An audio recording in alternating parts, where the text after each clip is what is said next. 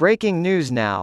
The United States and Western leaders are concerned that Putin will not change course in Ukraine before the 2024 election.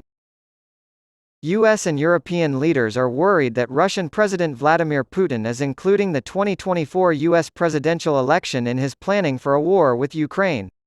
Putin apparently hopes that if President Joe Biden loses in 2020, the United States will reduce its support for Ukraine, which would strengthen Russia's negotiating position.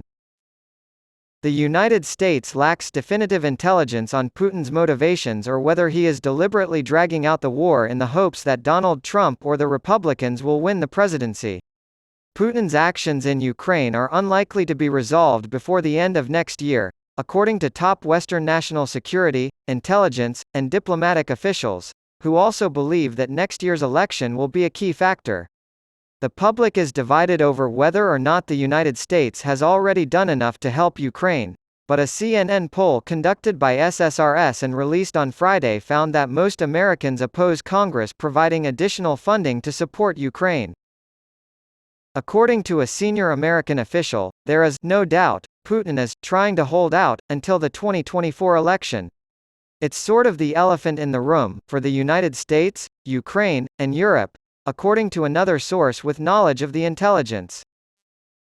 Putin is confident that Trump will support him, and he knows it. The Ukrainians and our European allies agree with this assessment, the source added.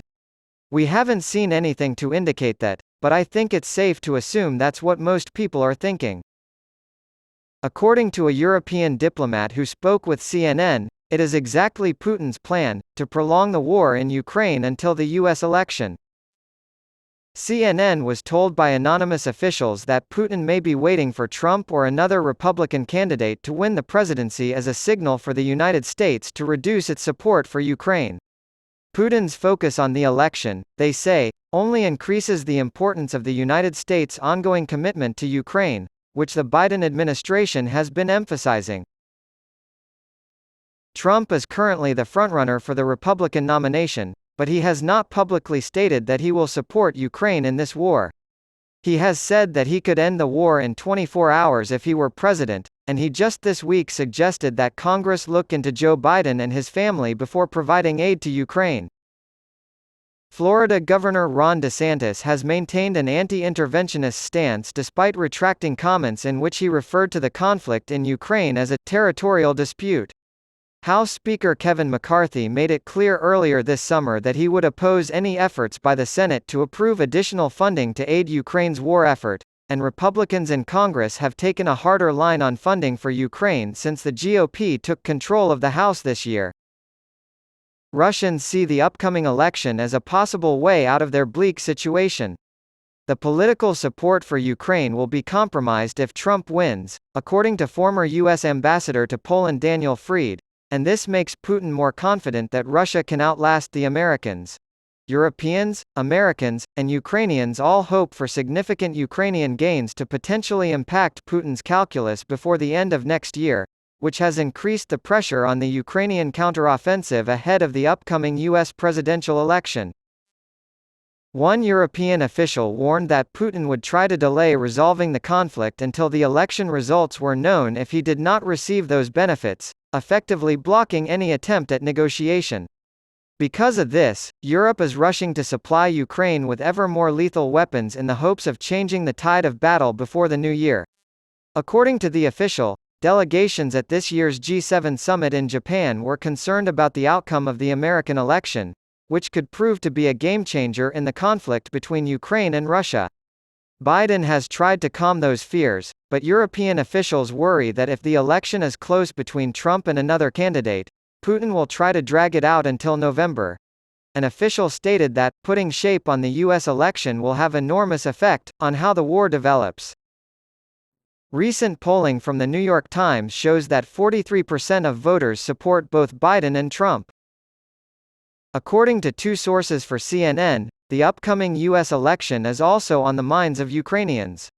Short-term victories on the battlefield, they hope, will alter the balance of power sooner rather than later.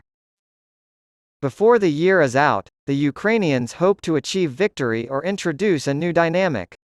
Bill Taylor, a former U.S. ambassador to Ukraine, cited the upcoming U.S. presidential election as one of many factors contributing to the crisis in Ukraine. But significant gains have not been made by the Ukrainian counteroffensive thus far. While the counteroffensive has made progress, it has and will continue to be a tough fight for them, according to Pentagon spokesman Patrick Ryder this week. Ukrainians are optimistic that there is still a chance for short-term gains, and American officials are aware of the need for continued support so Ukraine can keep fighting even after the summer. Saudi Arabia hosts peace talks. The United States, along with a number of Western and developing countries, will participate in peace talks this weekend in Saudi Arabia regarding the situation in Ukraine. U.S. officials have stated that the talks will focus on developing shared principles to end the war and discussing the type of security assistance Kyiv will need to prevent another Russian attack on Ukraine. We are not anticipating any tangible results from these discussions. State Department spokesman Matt Miller said on Wednesday that the goal of the talks is to continue the conversation with countries around the world about how we obtain a just and lasting peace at the end of this war. Even though Russia won't be present, officials say they'll be thinking a lot about what Putin is willing to do and whether or not he'll actually adhere to a ceasefire or peace agreement. Though the idea of peace negotiations at this point in the war appears premature, U.S. officials believe that multiple factors, including pressure from the global south, could impact how entrenched Putin remains on the battlefield. While a negotiated peace may be far off, a second U.S. official said, "These are the countries that could make a difference if they applied pressure to Russia," referring to countries in the global south, especially larger countries such as India.